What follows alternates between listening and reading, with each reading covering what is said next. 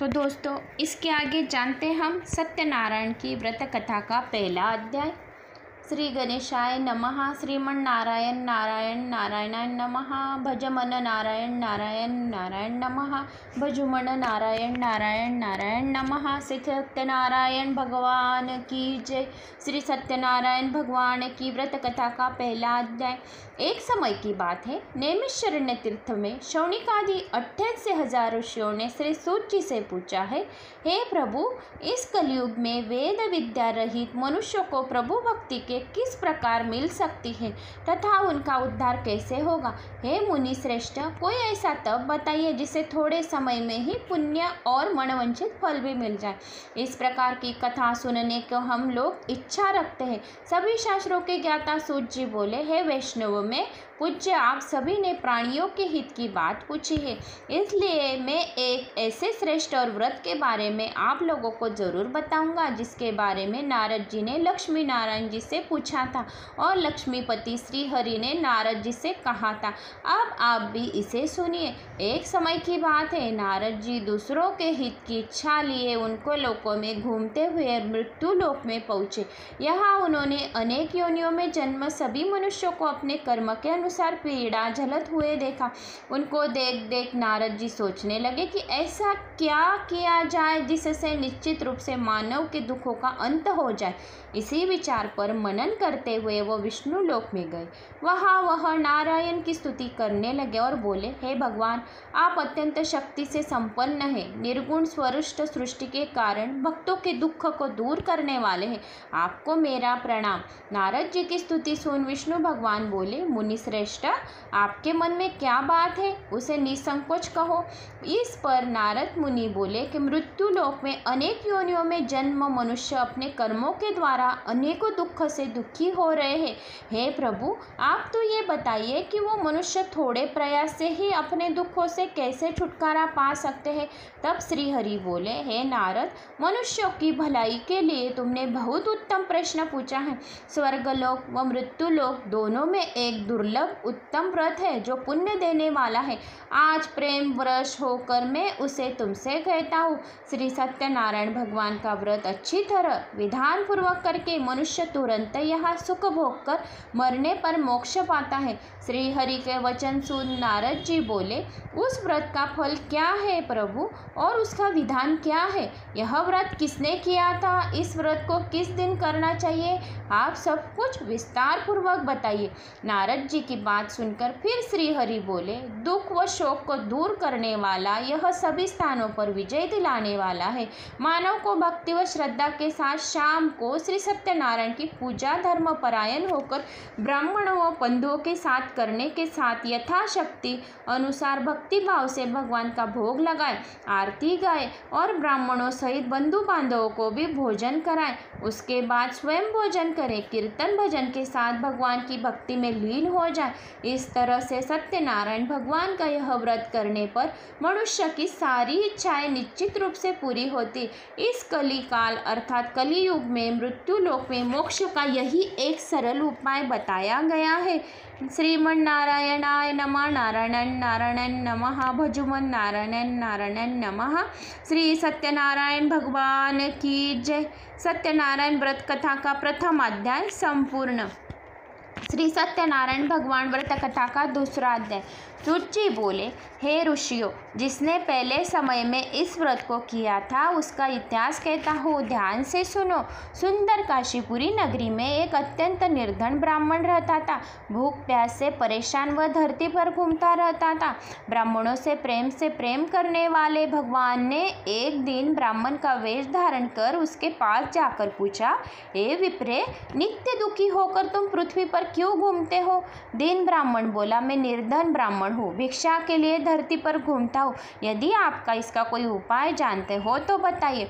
वृद्ध ब्राह्मण रूपी भगवान ने कहा कि सत्यनारायण भगवान मनवंचित फल देने वाले हैं, इसलिए तुम उनका पूजन करो। इसे करने से मनुष्य सभी दुखों से मुक्त हो जाता है।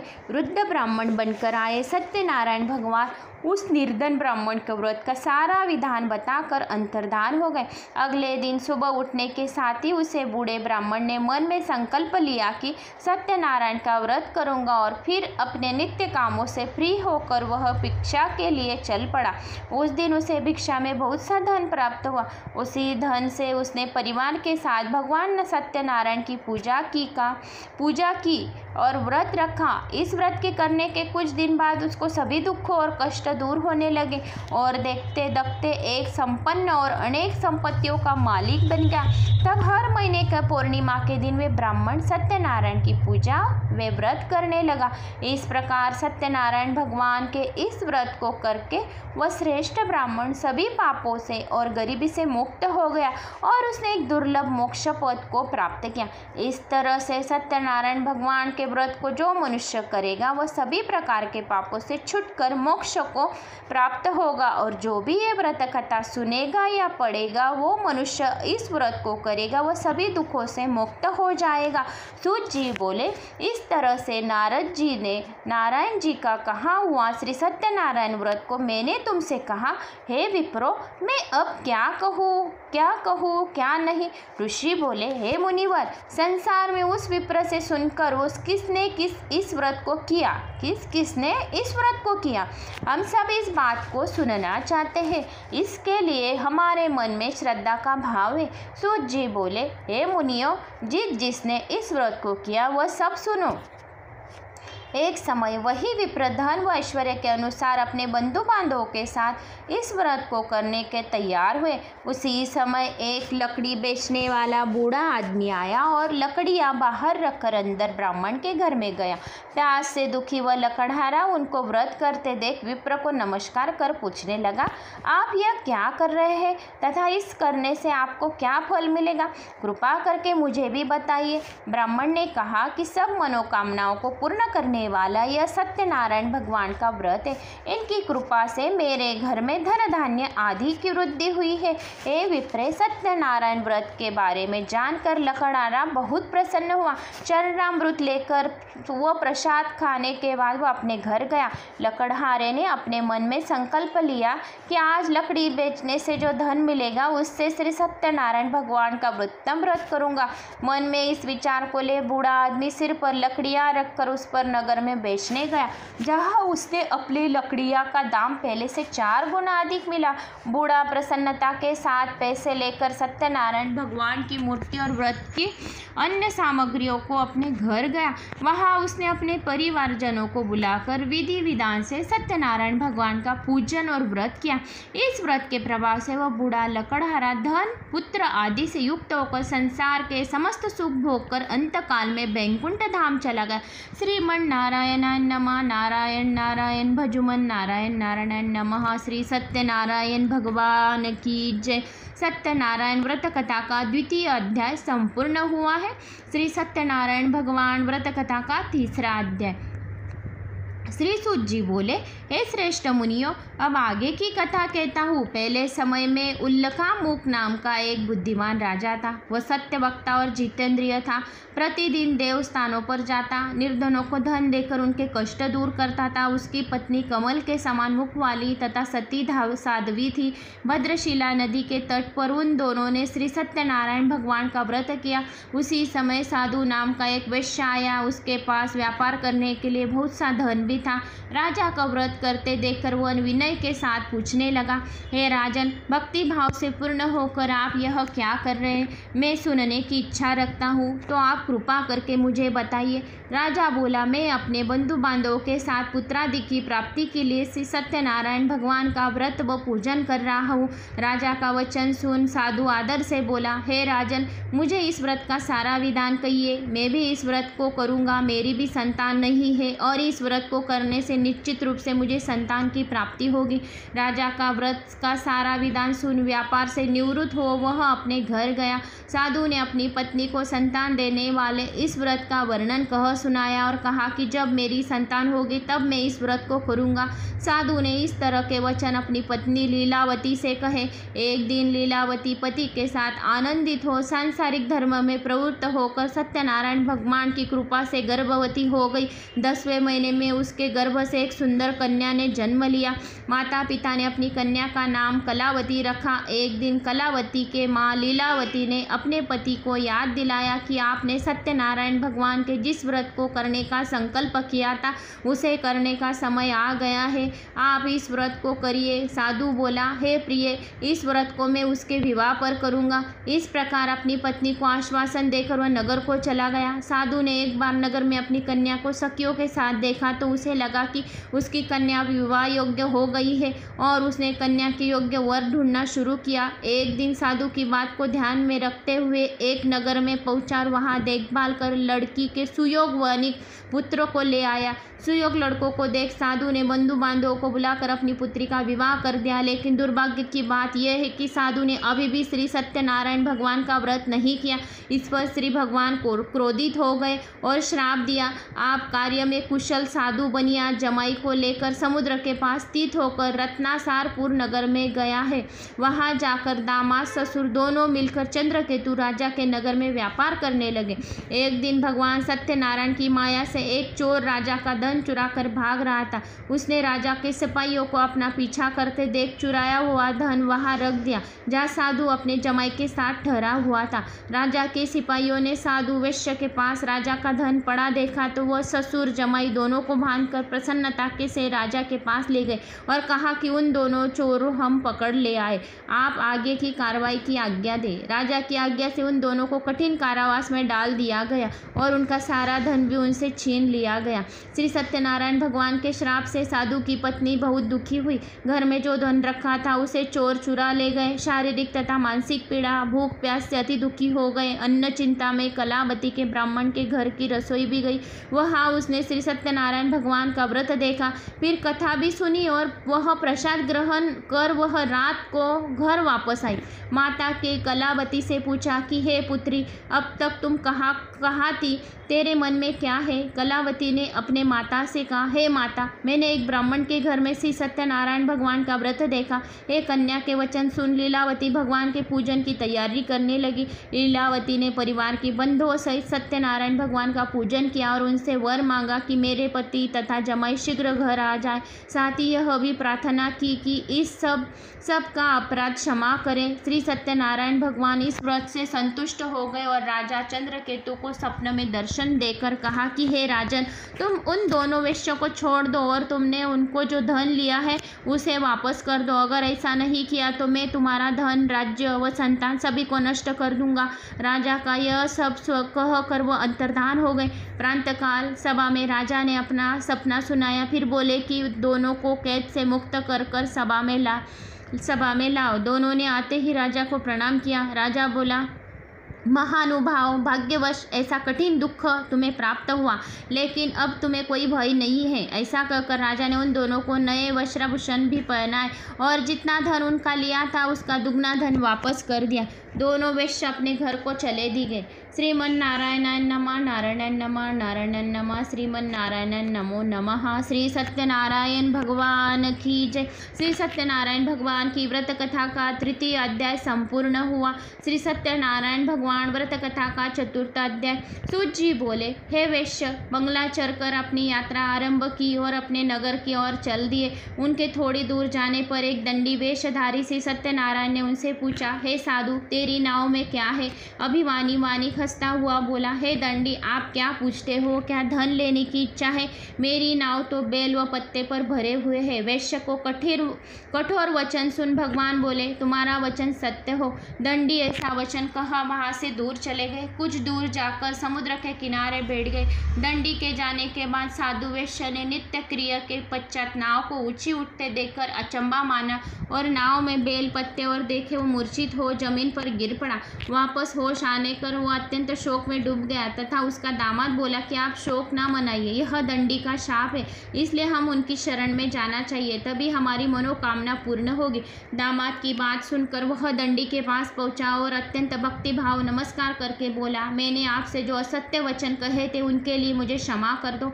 ऐसा कहकर रोने लगा। तब दंडी भगवान बोले, वाणिक पुत्र, मेरी आज्ञा से बार बार तुम्हें दुख प्राप्त हुआ है, तू मेरी पूजा से विमुख हुआ है। साधु बोला, हे भगवान, आपकी माया से ब्रह्मा आदि देवता भी आपके रूप को नहीं जानते, तभी मैं अज्ञानी कैसे जान सकता हूँ।